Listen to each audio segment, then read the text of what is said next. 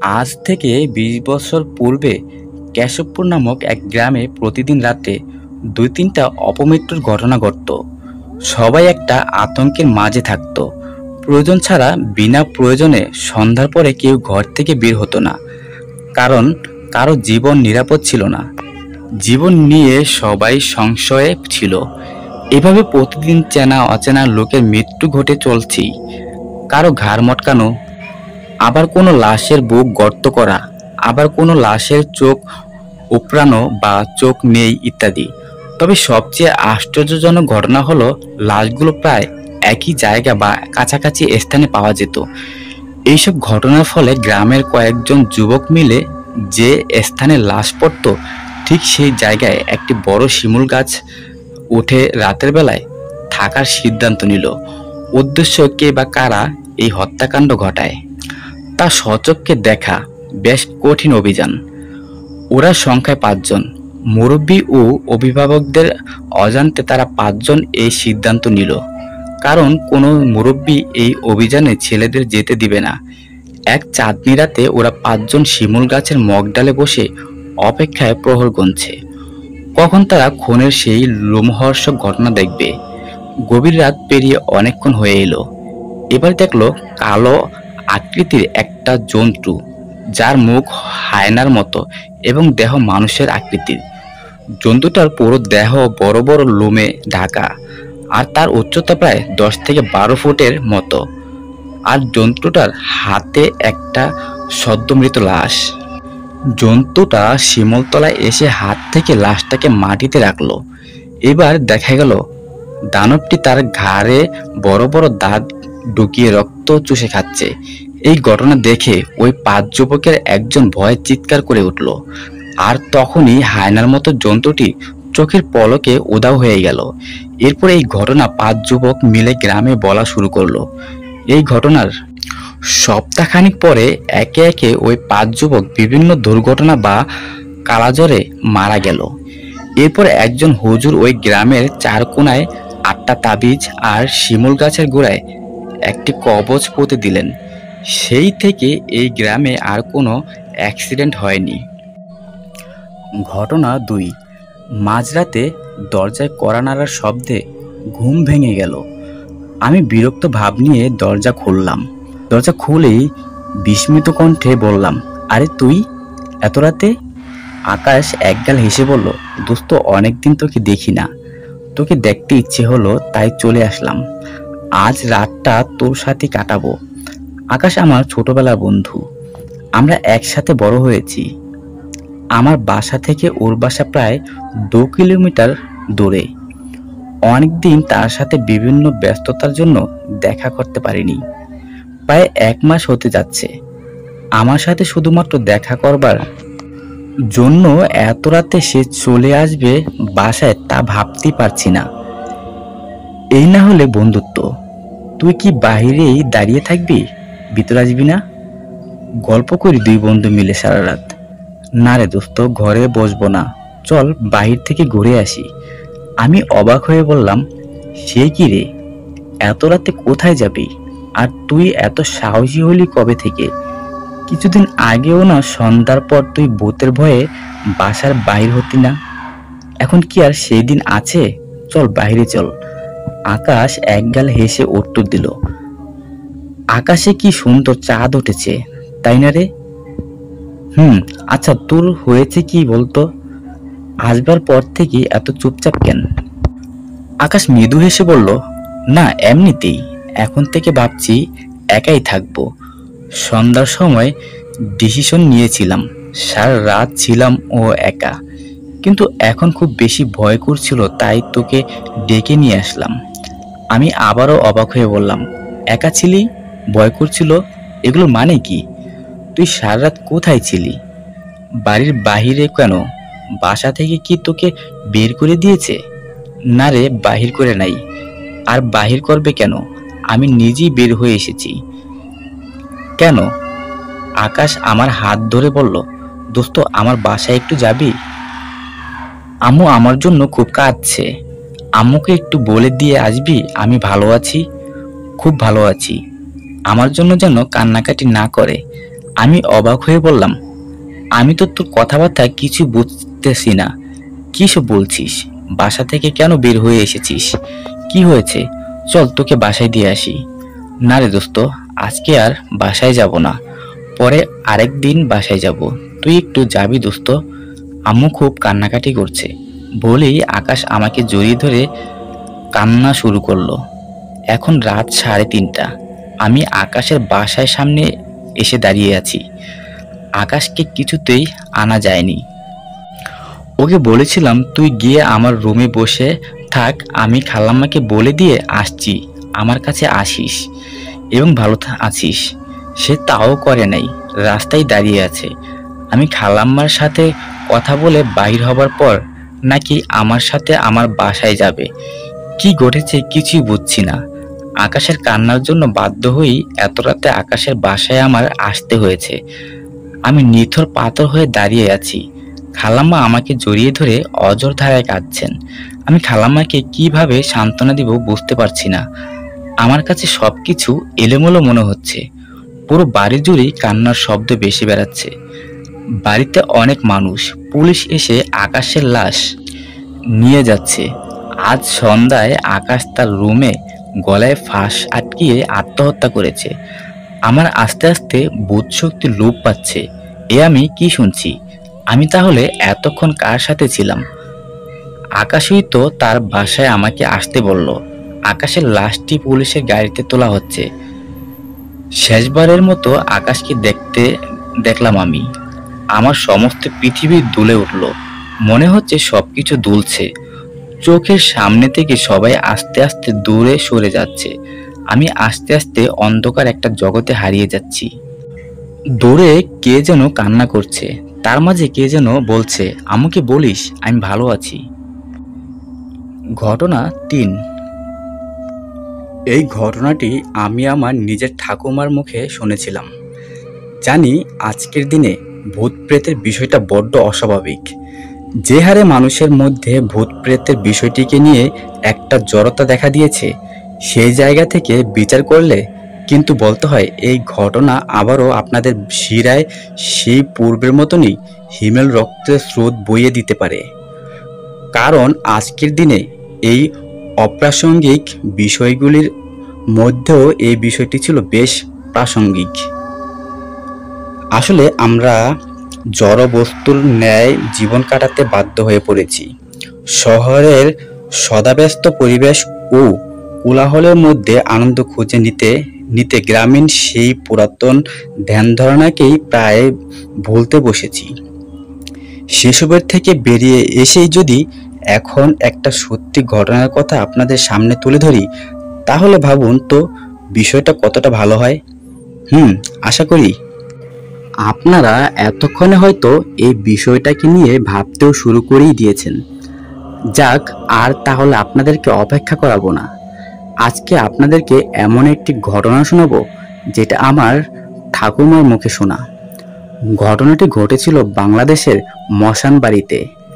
মশানবাড়ি জায়গাটি বাংলাদেশের ফরিদপুর একটি প্রত্যন্ত গ্রাম বলা চলে। আসলে ওই সময় ভারত বাংলাদেশের বিভাগ নিয়ে এক প্রবল অশান্তি দানা বেঁধেছিল। ভারত ও বাংলাদেশ বিভাজনের মধ্যে দিয়ে জাতপাতের বিভেদের থেকেও আমরা যে মানুষের হৃদয়গুলির বিভাজনে মেতে উঠেছি, সেটাই মূল প্রাসঙ্গিক বিষয় হয়ে ধরা দিয়েছিল। তবে এগুলো নিয়ে বিচার করতে বসলে আসল কাহিনীর রসদাটাই হয়তো কোথাও হারিয়ে ফেলব। মশানবাড়ি গ্রামে মুসলিমদের প্রভাব ছিল অপেক্ষাকৃত বেশি। ওই সময়ে বাংলাদেশের বেশিরভাগ গ্রামগুলি মুসলিম অধ্যুষিত হওয়ার দরুন সেই সব জায়গায় হিন্দুদের আধিপত্য তেমনভাবে চোখে পড়ত না। ফলে হিন্দুরা সর্বদাই মুসলিমদের ভয়ে ভয়ে বেঁচে থাকতে এক প্রকার বাধ্য হতো। মাথা গোঁজার জায়গা না থাকায় অন্য কোথাও গিয়ে ঠাঁই পাওয়াটাও হিন্দুদের ক্ষেত্রে বেশ সমস্যাধীন হয়ে উঠেছিল। ফলে তারা ওই দ্বন্দ্ব সংঘাতের মধ্যে কোনো রকমে মাথা গুঁজে থাকবার ব্যবস্থা করে নিয়েছিলেন। ঠাকুমার বাড়িটা ছিল একটি বড় তেঁতুল গাছের একেবারেই পাশেই।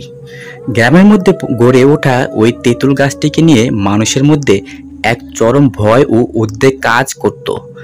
গ্রামের তেঁতুলতলা মানেই পেত্নীর আতঙ্ক। এমন আতঙ্কের প্রহরে কিভাবেই বা রাতের বেলা তেঁতুলগুলার নিচ দিয়ে যাতায়াত করা যায়। ফলে মানুষের মনের মধ্যে গ্রাস করতে থাকা এই ভয়টাই কিন্তু ওই তেঁতুল গাছটির সাথে জড়িয়ে থাকা সত্যকে আরও অধিক মাত্রায় চরিতার্থ করতে শুরু করে দিয়েছিল। বিয়ে হয়ে আসবার পরে ঠাকুমারও নজরে পড়েছিল সেই গাছ। ঠাকুরদাকে প্রায় এই বিষয়টিকে নিয়ে শুধতেন ঠাকুমা। বলতেন, কি দরকার, গ্রামের মধ্যে এত জায়গা থাকতে খুঁজে খুঁজে এই জায়গাটিকেই কি বেছে নিতে হলো তোমার? আসলে গ্রাম গায়ের ব্যাপার, বুঝতেই পারো সকলেই একটু পুরনো সেকেলে ভাবধারার মানুষ।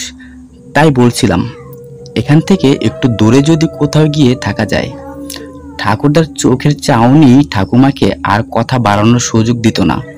আসলে পুরোনো দিনের মানুষ তো, বরের চোখ রাঙানিকে ভয় করে চলতেই হতো।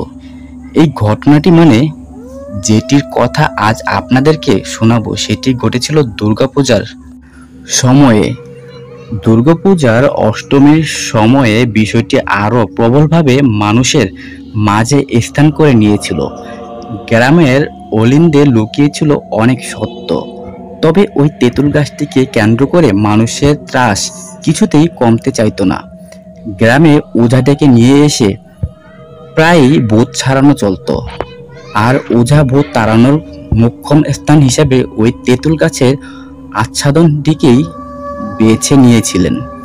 যথারীতি সময়ের সাথে সাথে ওঝার ওই কর্কশ কণ্ঠে মুদ্রিত হতে থাকা অং বং চং মন্ত্রের পাশাপাশি মানুষের মনের ভিতরে চলতে থাকা ভূত প্রেতের ভয়টিও ক্রমে আরও প্রভাব বিস্তার করতে শুরু করলো। তবে এখানেই সবটা শেষ হলো না। সময়ের সাথে সাথে আমার ঠাকুমা ওই পরিবেশের সঙ্গে মানিয়ে নেওয়ার চেষ্টা করতে থাকলেন। গ্রামের ভিতরে বাজছিল এক অনাবশ্যক সত্য। হিন্দু ও মুসলমানের দাঙ্গার প্রভাবটা ক্ষীণ হওয়ায় পরিবর্তে ক্রমে জাঁকিয়ে বসছিল। অন্যদিকে দুর্গাপূজা মানে বুঝতেই পারছেন, হিন্দুদের এক মোহকাঙ্ক্ষিত উৎসব। সেই উৎসবের রেশ কাটানো কি আর এত সহজ ছিল? ওই দাঙ্গা হাঙ্গামার মধ্যেও যাতে ধর্মভীরু মানুষজনের ধর্মের উপরে কোনো প্রভাব না পড়ে সেই বিষয়টির খেয়াল রাখার দায়িত্ব নিয়েছিল গ্রাম পঞ্চায়েতের লোকেরা। তবে তাদের মধ্যেও মুসলিম সম্প্রদায়ের লোক থাকায় হিন্দুদের অস্তিত্বের বিষয়ে যথেষ্ট সংকট ঘনীভূত হতে দেখতে পাওয়া যাচ্ছিল। এরই মধ্যে শুরু হয়ে গেল দুর্গাপূজার উৎসবের শোরগোল। গ্রামের বিভিন্ন স্থানে পূজার বিষয়টিকে নিয়ে মানুষের বহুলাঙ্কিত ইচ্ছার সম্প্রসারণ পরিলক্ষিত হতেও শুরু করলো।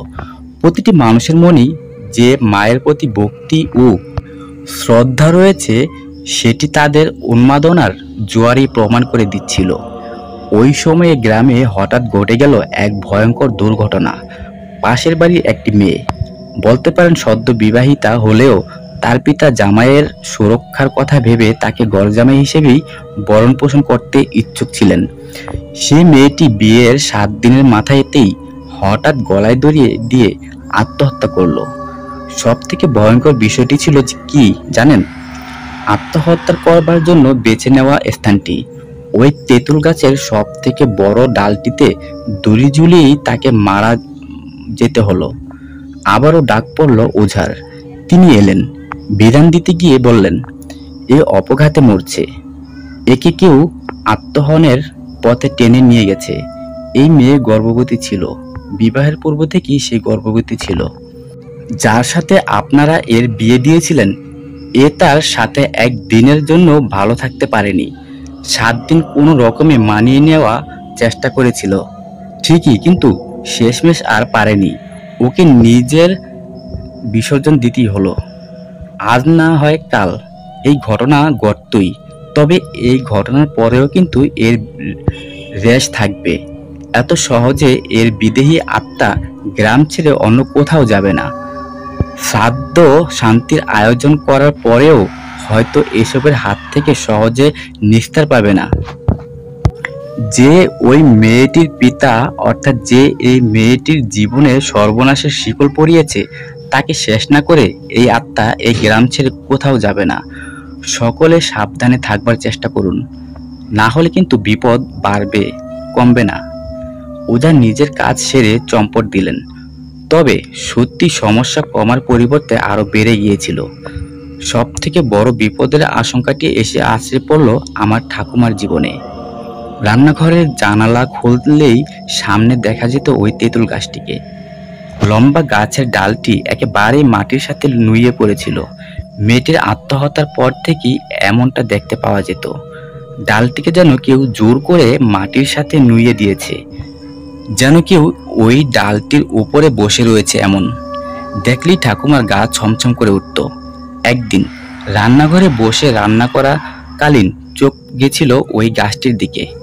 মনে হয়েছিল কেউ যেন ওই গাছের নুয়ে পড়া ডালটির উপরে বসে স্বাদ করে পা ধোলাচ্ছে। আর তার খিলখিলানি হাসির শব্দটা স্থান থেকে স্থানান্তর ছড়িয়ে পড়েছে।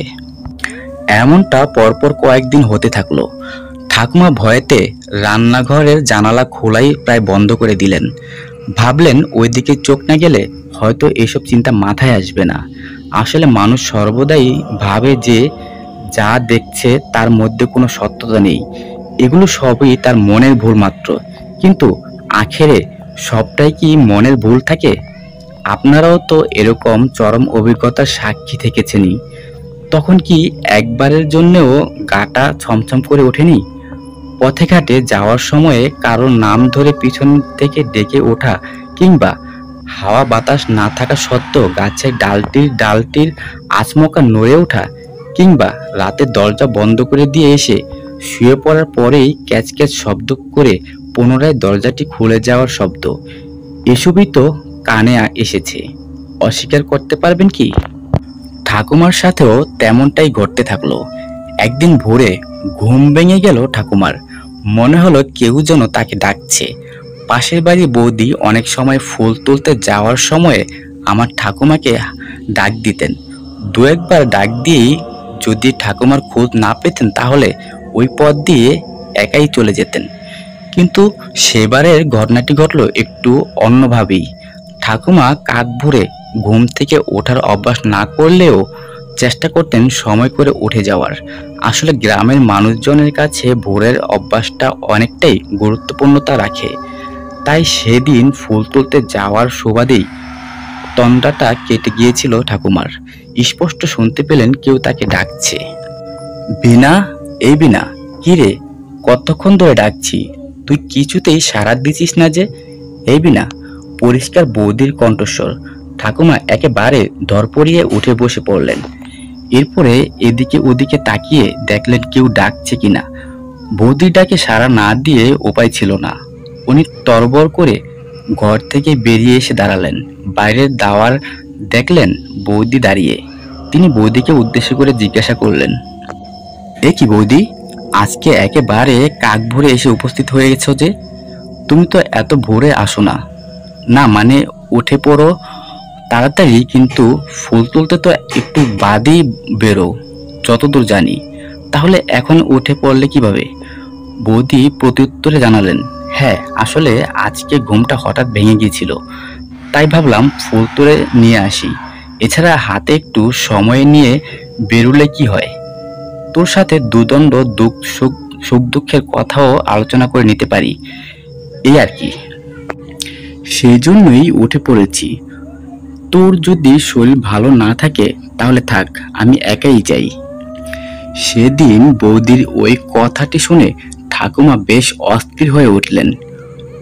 মুখের উপরে মানুষটিকে না করে দেবেন এই ভেবেই তিনি বলে উঠলেন, রোজই তো তোমার সাথে যাওয়া পড়ে, তাহলে আজকে উপবাসী আমি। বরের মঙ্গলের জন্য ব্রত রেখেছি। পেট খালি, খালি পেটে এতটা রাস্তা গিয়ে আবার ফিরতে মাথা ঘোরাতে পারে। তবে তুমি চিন্তা করো না, বাড়ি বয়ে এসেছো, এভাবে তোমার মুখের উপরে না বলাটা একেবারেই সাজে না। একটু দাঁড়াও, আমি আসছি। ঠাকুমা চুলটা জড়িয়ে বেরিয়ে পড়লেন। বেশ কিছুটা রাস্তা যাওয়ার পরে তিনি দেখলেন বৌদি তাকে জিজ্ঞাসা করছে, আচ্ছা বিনা, তোকে একটা কথা জিজ্ঞাসা করব, তুই আমাকে আমার গা ছুঁয়ে বল, সেটার জবাব দিবি। বৌদিকে কোনো দিনও ওভাবে প্রশ্ন করতে দেখেননি ঠাকুমা। তিনি বললেন, তা তুমি হঠাৎ এমন কথা জিজ্ঞাসা করছো কেন? আমি তো তোমার কাছে এমনিতেও কোনো কথাই কোনোদিনও লুকাইনি। তাহলে? বৌদি পাল্টা উত্তর দিলেন, না সেরকম কিছু নয়, এমনি জিজ্ঞাসা করছিলাম আর কি। ঠাকুমা বললেন, না না, সে ঠিক আছে, তুমি নিশ্চিন্তে আমাকে জিজ্ঞাসা করে নিতেই পারো, এতে আর তেমন সমস্যা কোথায়? বৌদি বললেন, বেশ, তাহলে এতদিনের মনের ইচ্ছের কথাটা বলেই ফেলি। তুই ওই তেঁতুল গাছের দিকটার জানলাটা বন্ধ করে রেখে দিয়েছিস কেন রে? আমি রোজ ওখান থেকে বসে তোকে দেখতাম, গাছের ডালে পা ঝোলাতে ঝোলাতে তোর মাছ ভাজার গন্ধ শুকতাম। সেই কবে থেকে তোর কাছে মাছ ভাজা খাওয়ার চেষ্টা করেছি, কিন্তু তোর সাথে কথা বলার সুযোগই পাইনি। এভাবে কেউ কাউকে দূরে ঠেলে দেয়? ইস, এমনটা করতে আছে বুঝি?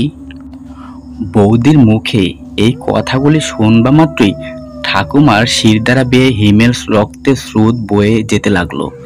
প্রথমে বিষয়টিকে সত্যি ভেবে দুপা পিছিয়ে এসেন ঠাকুমা। এমনটা আবার হতে পারে নাকি ভেবে আবারও বৌদিকে উদ্দেশ্য করে জিজ্ঞাসা করলেন, কি যাতা বলছো বৌদি? তুমি মস্করা করার আর সময় পেলে না?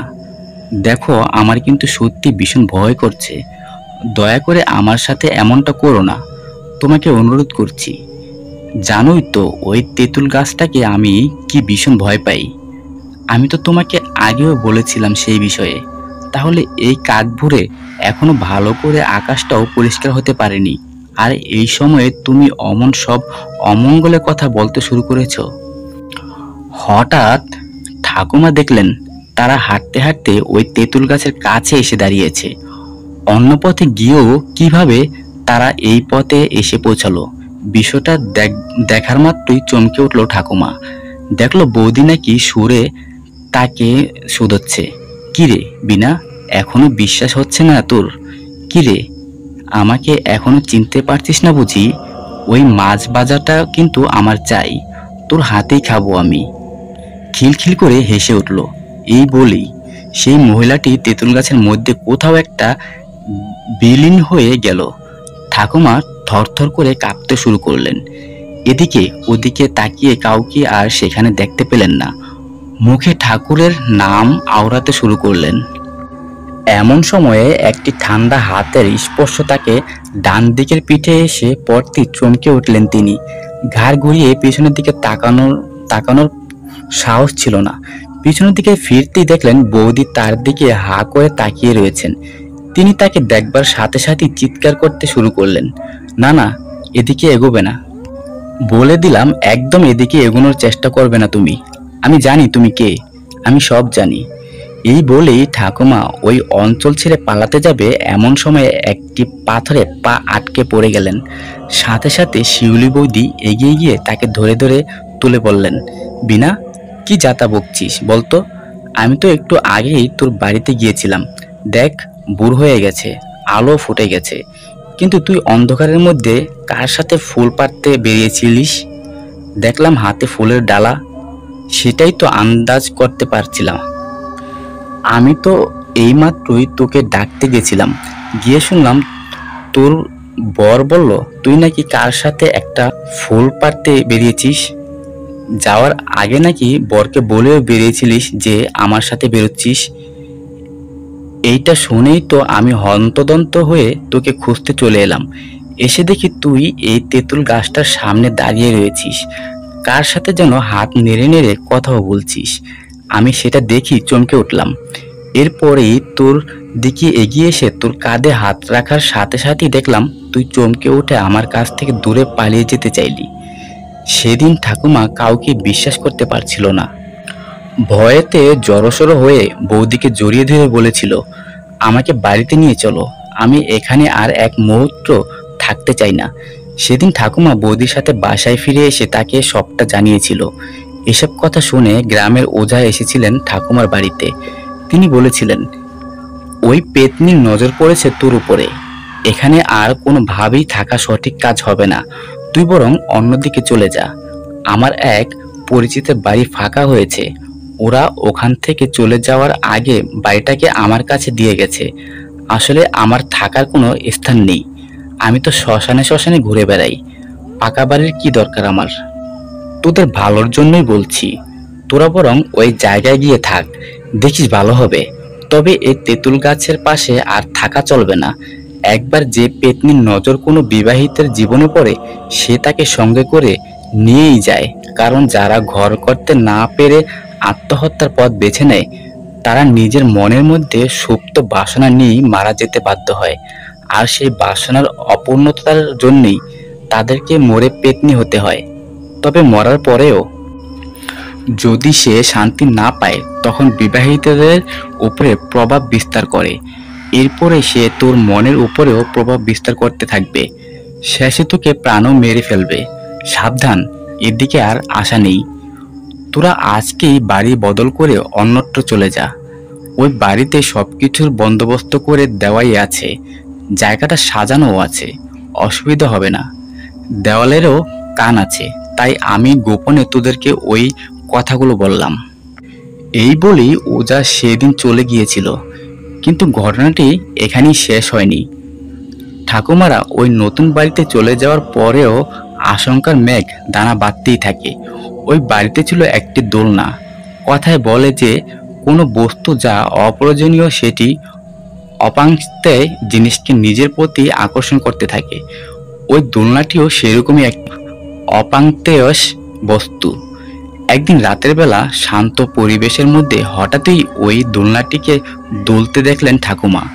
কালবৈশাখীর সন্ধে হলেও সেদিন ঝড়ো হাওয়া কিংবা মেঘের গর্জনের কোনো প্রভাব তাকে চোখে পড়ছিল না। এরপরেও ওই দোলনাটিকে ওইভাবে দুলতে দেখে একেবারে ভয়ে আটকে উঠলেন তিনি। চোখের পলক পড়তে না পড়তেই একটি সাদা শাড়ি পরা মহিলাকে ওই দোলনার বসে দুলতে দেখলেন তিনি। দোলনার ওই ক্যাচ ক্যাচ শব্দটি স্পষ্টতই তার কানে এসে বিঁধছিল। দুর্গাপূজার ঠিক আগের মুহূর্তেই অষ্টমীর দিন নিজের চোখে ওই ঘটনা ঘটতে দেখে চিৎকার করে উঠেছিলেন ঠাকুমা। তিনি স্পষ্ট শুনেছিলেন কেউ বলছে, বিনা, এই বিনা, কি রে, কি ভেবেছিস আমার থেকে দূরে গিয়ে তুই ভালো থাকবি? তোকে যে আমার বেশ পছন্দ হয়েছে রে। আমি তো সংসার করতেই পারিনি। তোর মতন সৎবাকে সামনে দেখলে সকলেরই সংসার করার শখ জাগবে। আমারও জেগেছে। তোর শরীরটা যে আমার চাই, না হলে আমি সংসার করতে পারবো কিভাবে? তোর শরীরটাকে আস্তানা বানিয়ে আমার দিব্যি ভালো লাগবে থাকতে। আর তুই যেভাবে রান্না করে তোর বরকে খেতে দিস, সংসারের সব কাজকর্ম করিস, বরের সুহাগ পাস, সেগুলো আমারও পেতে ইচ্ছে করে রে। এই কথাগুলি বলেই সেই ভয়ঙ্কর নারী মূর্তি ঠাকুমার চোখের সামনে থেকে গায়েব হয়ে গিয়েছিল। এরপরে প্রায় এক সপ্তাহ ধরে ঠাকুমা জ্বরে আক্রান্ত করে ঘরেই শুয়েছিলেন। ঠাকুরদা ডাক্তার বুদ্ধি নিয়ে এসে সমস্যার সমাধান হচ্ছে না দেখেই শেষমেশ ওঝার শরণাপন্ন হতে বাধ্য হলেন। ওঝা এসে সব দিক বিচার করে বলেছিলেন, তোর স্ত্রী সন্তান সম্ভবা। এই অবস্থায় ওর নারী দুর্বল থাকবে, সেই সাথে ওর রাশিও হালকা। ফলে খুব সহজেই সে এখন তোর স্ত্রীর শরীরে প্রবেশ করতে যেতে পারবে। এখানে কেন, এই গ্রামে থাকাই তোদের পক্ষে আর ঠিক হবে না। তোরা এক কাজ কর, আমি আমার এক পরিচিতের সাথে তোদেরকে কলকাতায় চলে যাওয়ার ব্যবস্থা করে দিচ্ছি। তোরা বরং ওখানেই চলে যা, দেখিস ভালো থাকতে পারবি, কোনো অসুবিধা হবে না। সেদিনের পরে ঠাকুরদা ওই গ্রামে আর থাকেননি। ওঝার পাঠানো লোকের সাথেই অসুস্থ ঠাকুমাকে সঙ্গে নিয়েই কলকাতার উদ্দেশ্যে রওনা দিয়েছিলেন। রাইটের পরিবেশ কলকাতাতেও স্থায়ী ছিল, তবে ওই প্রতিকূল পরিস্থিতির মধ্যেও ঠাকুমাকে সামলে একটি ভাড়ার বাড়িতে এসে উঠেছিলেন আমার ঠাকুরদা। সেই বাড়িটি ছিল আহিরটিলার এক ভাড়া বাড়ি। এই বাড়িটিকে কেন্দ্র করেও ঘটেছিল এক অনাবশ্যক ভূতের ঘটনা। এটিও সত্যি ঘটনাই, শোনাবো আরেকদিন। আজ এইটুকুই। তবে একটি কথা, কলকাতায় ফিরে আসবার পরে ঠাকুমাকে আর সেই পেতনির আতঙ্কে আতঙ্কিত হতে হয়নি। কিন্তু ওই যে কথায় বলে, অভিশাপ সঙ্গে থাকলে সেটি নিজের গতিতে গতিয়মান থাকবেই। কেবল তার রূপ পরিবর্তিত হয়ে যায়। খোলসের আড়ালে লুকিয়ে থাকা সত্যিটা একই থাকে।